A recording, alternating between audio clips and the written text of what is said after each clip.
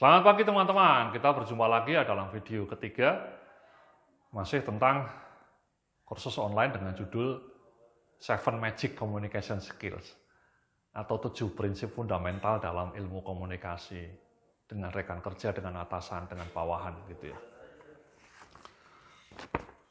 Nah, prinsip yang ketujuh ini seperti yang Anda lihat di slide saya di depan Anda ini,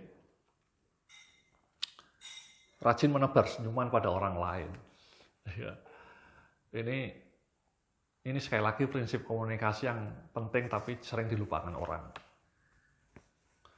Anda akan bisa membangun komunikasi yang bagus, komunikasi yang indah, kalau Anda itu lebih murah senyum.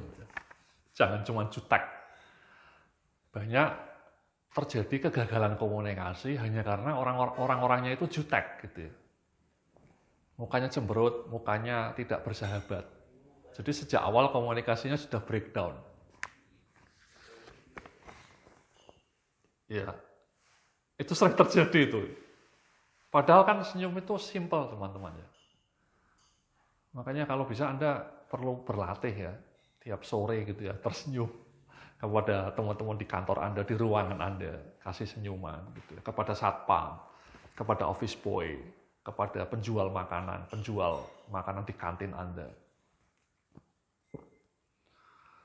Jadi senyuman pada orang lain itu sedekah, saya bilang di slide berikutnya ini. Jadi dalam Islam ya, agama saya, itu diajarkan senyum itu sedekah.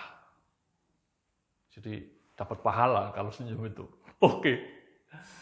Jadi lebih banyak senyum teman-teman ya, jangan galau, jangan jutek gitu ya. Di slide berikutnya saya bilang nih, rajin menebar senyum pada rekan kerja atau mitra bisnis akan membuat kita menjadi pribadi yang lebih disukai rekan atau mitra kita tersebut. Ya. Jadi kalau Anda atasan, Anda juga akan sangat disukai bawahan Anda kalau Anda sebagai seorang atasan lebih banyak menebar senyum. Mukanya jangan galak-galak gitu ya. Karena apa? Karena wajah Anda yang galak saja itu sudah menimbulkan tekanan, pressure kepada anak buah Anda. Kalau anak buah Anda masuk ke ruangan Anda, sudah disambut dengan muka yang judes gitu ya. Itu mau komunikasi yang bagus saja sudah breakdown. Tapi kalau Anda wajahnya bersahabat, wajahnya ramah, murah senyum, itu anak buah Anda akan lebih feel happy, feel nyaman, comfortable. Dia akan lebih mudah menyampaikan gagasannya. Dan saya yakin itu ada sebuah hipotesis yang mengatakan bahwa body language atasannya, gestur wajah atasannya, itu sangat berdampak Mas terhadap kebahagiaan jiwa anak buah. Jadi anak buah itu mudah kena depresi kalau wajah atasannya itu galak dan judes. Sebaliknya anak buah akan menjadi lebih happy, bahagia jiwanya kalau atasannya mukanya bersahabat dan murah senyum. Itu saya percaya dengan hipotesis itu. Ya. Bahwa gestur wajah Anda, mimik muka atasan itu sangat punya pengaruh terhadap kinerja anak buahnya.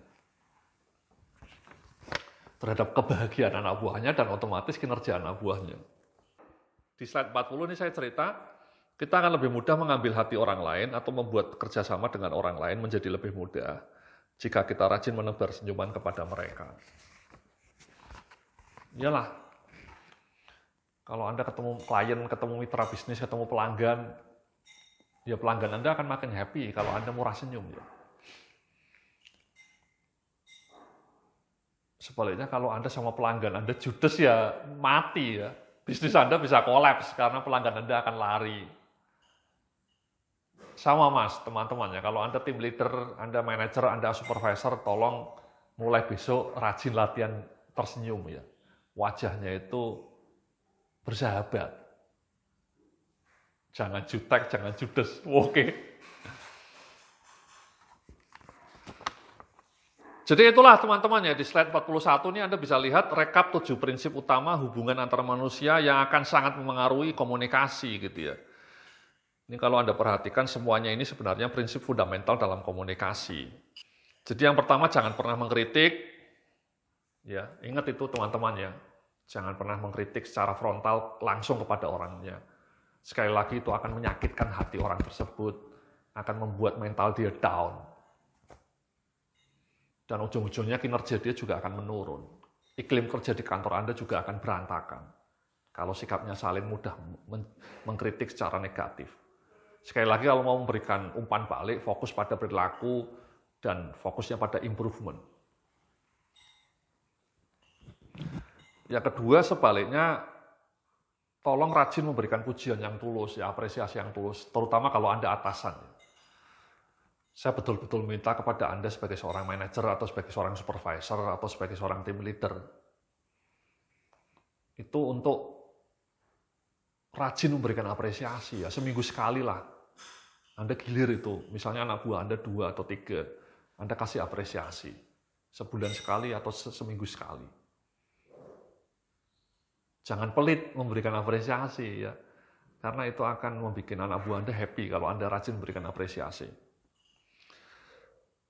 Kemudian yang nomor 3, tunjukkan minat dan antusiasme pada orang lain, ya, dengarkan omongan anak buah Anda dengan penuh perhatian. Dengarkan masukan dari rekan kerja Anda dengan penuh perhatian. Tunjukkan minat, antusiasme. Lakukan active listening. Kemudian yang keempat, hargai gagasan dan usulan orang lain. Ya, kalau Anda tidak setuju dengan gagasan orang lain, jangan langsung frontal, saya tidak setuju, atau gagasan Anda tidak masuk akal, atau gagasan Anda sulit diterapkan, tidak mungkin diterapkan di sini. Alih-alih mengatakan seperti itu, Anda meminta kepada orang lain tersebut dengan bahasa yang sopan untuk memberikan data-data yang lebih lengkap, contoh yang lebih konkret, atau argumen, atau ini, ya, bukti-bukti di tempat lain bahwa gagasan dia sudah berhasil diterapkan, gitu, ya. Jadi dorong orang itu untuk lebih lengkap memberikan argumennya, dorong orang itu untuk lebih lengkap memberikan data pendukung, dan sampaikan semuanya dengan elegan, ya, dengan sopan, bukan menjat bahwa gagasan Anda keliru, gitu, ya. Kemudian nomor 5, buat orang lain merasa penting. Ini ada hubungannya dengan yang nomor 2, ya. Kita memberikan apresiasi itu sekaligus juga membuat orang lain merasa penting, ya. Kontribusi dia dihargai. Kontribusi anak buah kita dihargai. Kita hargai peran anak buah kita hargai.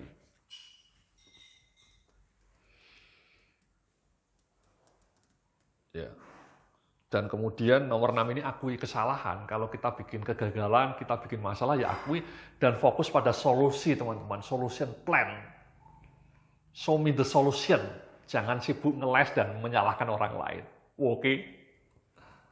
Solusi, ya. Dan yang terakhir mudah sekali nih, ya, rajin menebar senyum. Ya. Jadi itulah di depan Anda ini 7 prinsip yang sangat penting bagi ilmu komunikasi, ya, prinsip fundamental. Kalau Anda bisa mempraktekkan 7 prinsip ini, saya jamin komunikasi di kantor Anda akan berjalan dengan cetar membahana. Sebaliknya kalau Anda gagal mempraktekkan 7 prinsip komunikasi ini, di kantor Anda komunikasinya tidak akan optimal, akan termehek-mehek. Oke? Mohon 7 prinsip ini Anda tulis, Anda kenang, dan kemudian Anda pelan-pelan praktekkan. Semoga kinerja Anda dengan tim Anda menjadi lebih top Marco top, jos Marco jos. Oke, terima kasih. Salam sukses, penuh keberkahan.